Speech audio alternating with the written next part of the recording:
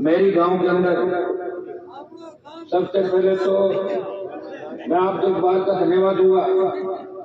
आज सरदार से विधानसभा क्षेत्र के अंदर गांव-गांव वोट की अपील करने के लिए मेरा पहला दिन था। आज शुरुआत करी भोजराचर से और मेरी के अंदर आया कम से कम 2-3 दर्जन ट्रैक्टर का 60 ट्रैक्टर। आज 60 ट्रैक्टरों के साथ पूरे गाजे बाजे के साथ यानी जो पांचेरा हमारी बहुत बड़ा प्रोग्राम था, लेकिन आपने ट्रैक्टर में बिठा के मुझे कहा तो 2 किलोमीटर का था और 3 किलोमीटर लेके आए। इसके लिए मैं आपको धन्यवाद दूंगा नौजवानों को और पूरा हमने रास्ता दिखाया। और मुझे इस बात की भी खुशी है कि जिस जो सर्व समाज मेरे सामने बैठा है इसमें 36 कौम के नौजवान 36 कौम के लोग बैठे हैं। मैं सबको सबका आभार करता हूँ और 3-4 घंटे देरी हो गई फिर भी आपने मेरे ऊपर भरोसा किया। मैं इतना ही विश्वास आपको दिलाता हूँ, धोखा नहीं होगा। आपको जहाँ भी मेरी जरूरत पड़ेगी पीठ दिखा के नहीं भागूंगा, आगे खड़ा नहीं होगा, ये विश्वास। सम्मानित हमारे जी गर्ग साहब पारी जी को मैंने कहा ये बात तो कहना भूल गए वाली आपको तो राजस्थान में हमारे जो कांग्रेस बीजेपी के प्रदेश अध्यक्ष हमारे समाज से आते हैं, लेकिन राष्ट्रीय लोकतांत्रिक पार्टी के प्रदेश अध्यक्ष मेघवाल समाज से आते हैं। भूल गया पुखराज जी गर्ग साहब, सीताराम जी नायक और हमारे लाल सिंह जो आपके प्रत्याशी है, सम्मानित मंच उपस्थित मौजूद बुजुर्गों, नौजवान साथियों, मेरे प्यारे भाई, आपके अंदर वास्तव में चुनाव का पूरा करंट है, जोश है और आप इस बार बदलाव चाहते हैं। मैं आपको इसके अंदर एक 3 बात कहना चाहूंगा कि आज मैं सरदार शहर के इलाकों के अंदर गया। यह सरदार शहर वो इलाका है जहाँ आजादी के आंदोलन से लेके और आज तक चाहे किसान के बेटों की शहादत हो, चाहे किसान आंदोलन हो, चाहे अंग्रेजों के जमाने का इतिहास हो, सरदार शहर के किसानों ने और उनके बेटों ने हमेशा बढ़ चढ़ के हिस्सा लिया। लेकिन मुझे विकास नजर नहीं आया। सरदार शहर का अस्पताल जहाँ आम आदमी को सुविधाएं उपलब्ध नहीं होती, मेयर के नाम का सड़क 50 साल तक दिखाया गया और मेयर बहुत नजदीक के इलाके के अंदर तारानगर सरदार से अगर यहाँ के इलाके के नेता शायद इस बात को मजबूती से रखते तो सरकारों के अंदर अच्छे पदों पर भी रहे और तारानगर और सरदार से इलाके आबाद हो जाते। यहाँ के किसान भी हनुमानगढ़ गंगानगर जिले के किसानों की तरह मजबूत होते, सिंचाई का पानी आ जाता। लेकिन दुर्भाग्य इस बात का कि हर आदमी अभी मेरे पूर्व वक्ताओं ने जो बात कही परिवारवाद के बहुत जान के अंदर ऐसे फंसे और जो मैंने सिस्टम देखा है यहाँ पे कि किस तरह वोट मांगा जा रहा है कि सहानुभूति पे वोट दे दो। क्या करोगे सहानुभूति? वोट ले भी लोगे तो कांग्रेस तो खुद वेंटिलेटर को दी है। कांग्रेस की स्थिति क्या राजस्थान में? या मैं एक अधिकारी को टेलीफोन कर रहा था तो मुझे पहले साहब ये बताओ गहलोत रहेगा घटेगा? तो मैंने कहा क्या दिक्कत कर रहा था, सीधा लगने वाली 4 महीने में डर क्यों रहे हो? तो मैंने पूछ रहा हूँ क्या होगा। तो पूरी कांग्रेस में संशय है, पूरे राजस्थान की जनता को ही पता नहीं कि कांग्रेस पार्टी 2 फाड़ हो गई, 3 फाड़ हो गई। अगर अनिल शर्मा को चुनाव जीता भी दोगे तो कौन सी विकास की आंधी ले आएगा? यहाँ पर जब इसके पिताजी काम नहीं कर पाए 40 साल तो ये 4-6 महीने में काम नहीं कर पाएगा। तो दूसरे कांग्रेस के विधायक उनका हालचाल क्या हालचाल है? आप जैसे लोगों में कई विधायक होंगे, कितने काम उन्होंने कांग्रेस पार्टी के राज में करा दिया। कांग्रेस होटलों में और बाड़ों में रही। कोरोना के अंदर किस तरह 50 लाख से ज्यादा हमने हमारे लोग खो दिए कोरोना में देश के अंदर। लंपी से गाय चली गई हमारी, रोजगार में सारा वैक्सीनेशन हो गया। अब आप देखते हैं छोटे छोटे नौजवानों को हार्ट अटैक हो रहा है। क्या करें? हर दूसरा आदमी बीमार है। हाँ ये सही है कि हमें बीमारी जरूर इन सरकारों ने मिलकर देश को बीमार कर दिया, प्रदेश को बीमार कर दिया। यहाँ मुस्लिम समाज की भी बड़ी आबादी है, सरदार शहर के अंदर बड़ी तादाद के अंदर वोट है और मेरी गांव के अंदर भी वोट है।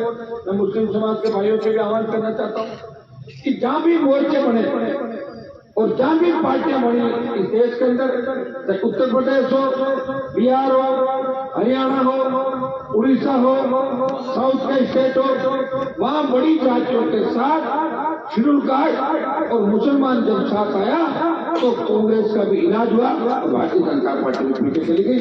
ये मुस्लिम भाई राष्ट्रीय लोकतांत्रिक पार्टी पे भरोसा करके अपनी पार्टी मैं आपको विश्वास दिलाता हूँ कि मैं सर्व समाज को साथ लेकर चलूंगा। एक अपने जैसे कहीं जाता है ना, छूट होती है तो एक के साथ एक फ्री होता है ना, एक के साथ एक फ्री। अब आप लालचंद जी को अगर जिता दोगे तो लालचंद जी के साथ तो 4 फ्री आएंगे, 3 तो एमएलए आएंगे, एक में एमपी फ्री रहेगा, 3 एमएलए, एक एमपी, एक लालचंद जी। हम पांचों मिलकर सरकार से का विकास कराएंगे, यहाँ के जो आपके सपने उनको पूरा करेंगे। इतना विश्वास मैं आपको दिलाता हूँ।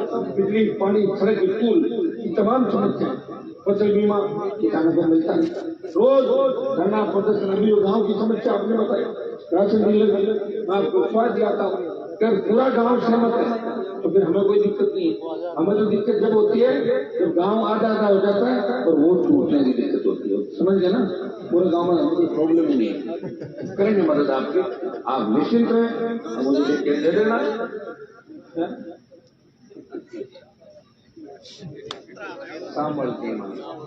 तो जो आपके अंदर जोश देखा, और मुझे इस बात की खुशी ये भी है कि इस गांव में जाट समाज, मुस्लिम समाज, राजपूत समाज, राजपूत समाज, राजपूत समाज, नाइक समाज, मेघवाल समाज और कौन से समाज है, 36 कौम, सारी कौमें इस गांव के अंदर।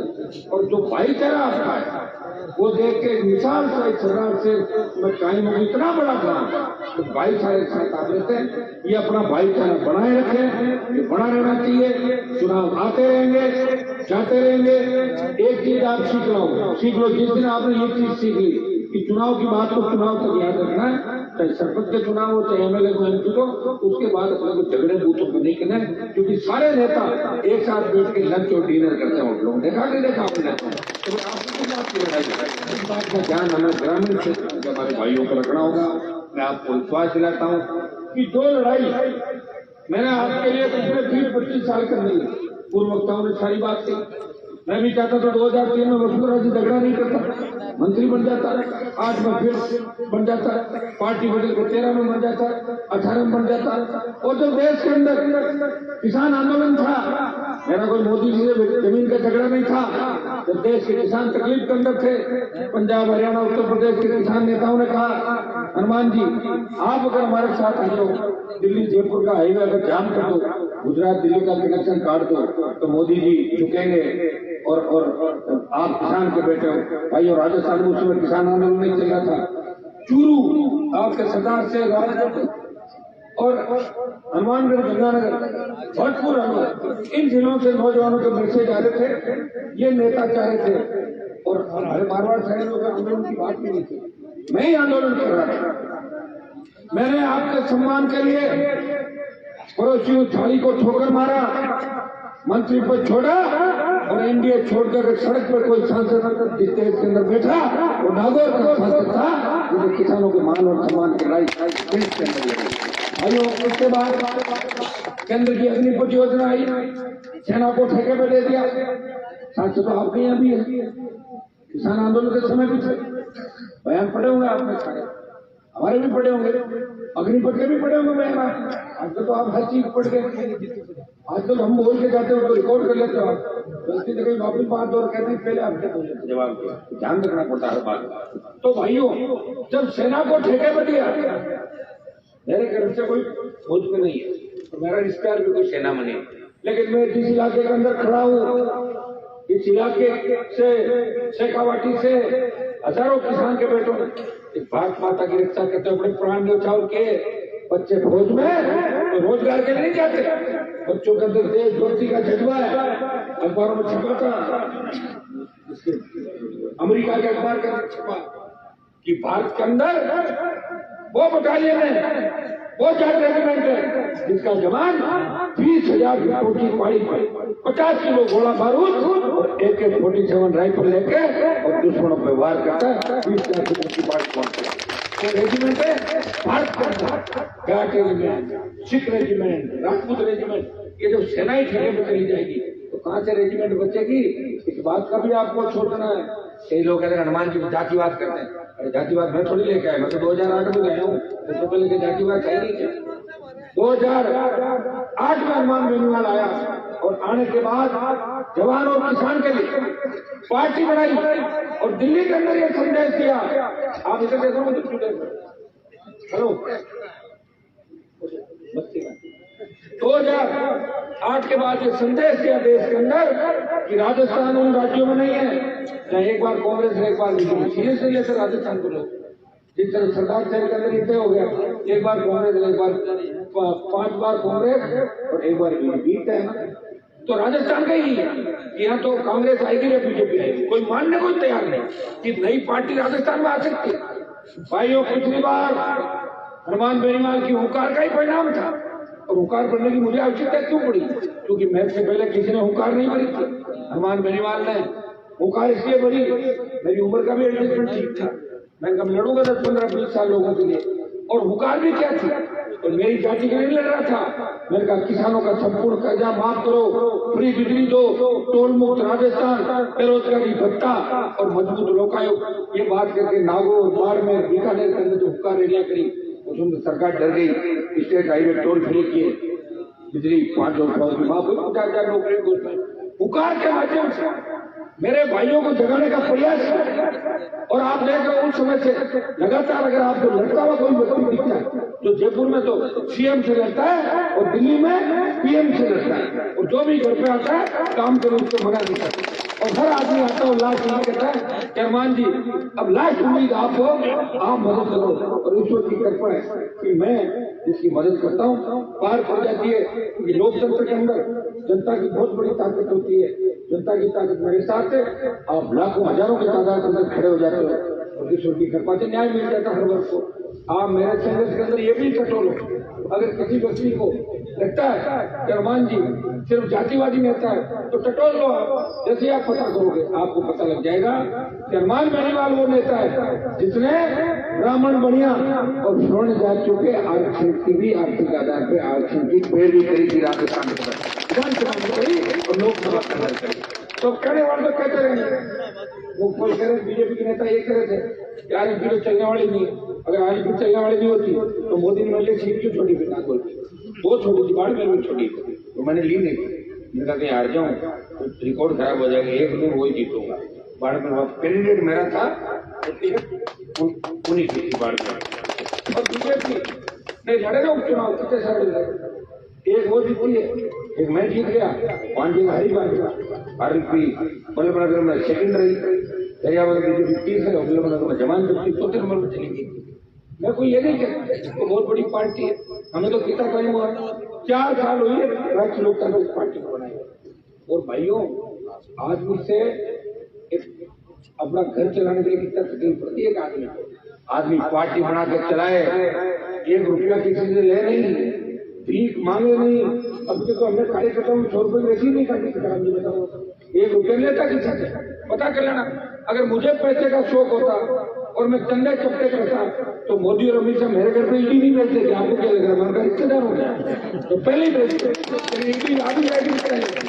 2 जोड़ी जूते मिल जाएंगे, 3 जोड़ी, 2-3 जोड़ी जीन्स शर्ट मिल जाएंगे, तो उसमें इंडी का कैसे ही नहीं बनता उसके अंदर। इसलिए मजबूती के साथ इस राजस्थान का मान सम्मान बढ़ाने का प्रयास करता हूँ।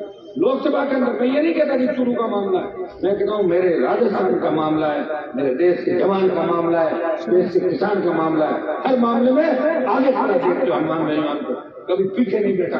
और मैं विश्वास दिलाता एक बार अगर आपने मुझे सत्ता के लिए बिठा दिया, ये सेमीफाइनल है, ये आप जिता दो, फाइनल मुकाबला पूरा राजस्थान जीता देगा। सरदार साहब की सीट से 50 सीटों में जब भगवान की पार्टी सरदार साहब जीतने का मतलब 50 विधानसभा सीट है। मारवाड़ तो तैयार है पूरा, ये होते ही पता चलेगा आ जाएगी, चल पड़ेंगे। तो जयपुर नजदीक ही, बिल्कुल ज्यादा लंबा वो नहीं है। पिछली बार सत्ता में लड़ाई देखा था मैंने, जवान तैयार है, किसानों के आशीर्वाद की आवश्यकता है। सर्व समाज को भी जो महायज्ञ इसके अंदर हमारी मदद करनी होगी। हम राजस्थान को बचाने के लिए निकले, हमारी बहन बेटियां रात को 8 बजे बाद घर से नहीं निकलते। आप बताइए किसको दोष है? जहां भी घटना होती लोग कहते हैं अरे साहब क्या होगा, क्या करेंगे, प्रयास तो कर ही जाए। किससे अपराध बढ़ाया शुरू में? मैं तो नहीं था शुरू करने।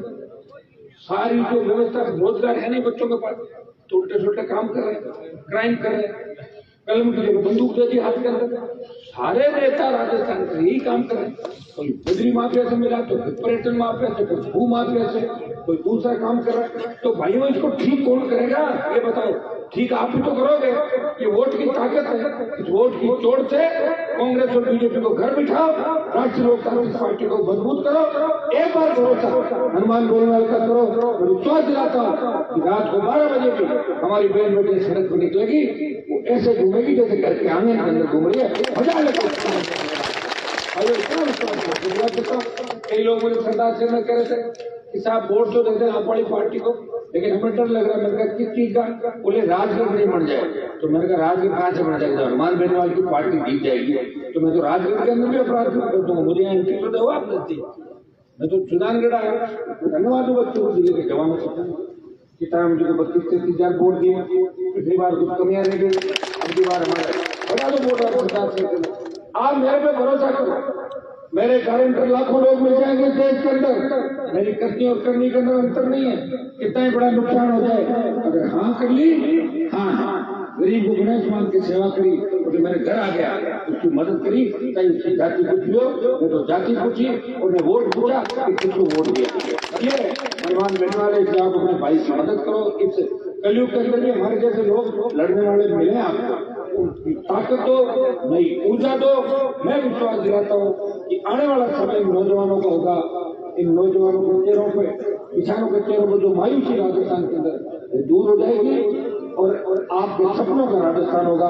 वो रिटर्न हो गए, आगे भी 2-3 गांव में सुबह फिर जाना है। और मैंने देखिए, मैं खिंवसर का जब चुनाव लड़ा 18 के अंदर, मैंने कहा था कि मुझे राजस्थान में चुनाव लड़ना, मैंने पार्टी बनाई है, मैं गांव गांव नहीं आ सकता। खिंवसर की जनता ने हजारों की तादाद में इकट्ठा हो गया था, हनुमान जी फार्म भराने आ जाना, उसके बाद हम जाने और चुनाव जाने। आपको गांव गांव नहीं घुमाएंगे, आप राजस्थान के अंदर अपने लोगों की मदद करो। लेकिन मैंने सरदार शहर के अंदर कहा कि मैं सरदार शहर के गांव गांव जाऊंगा, हर गांव को देखूंगा। मैं चाहता पंचायत मुखिया में मीटिंग कर लेते। मैं चाहता तो हेलीकॉप्टर से एक दिन में 8-9 सभाएं करके ऊर्जा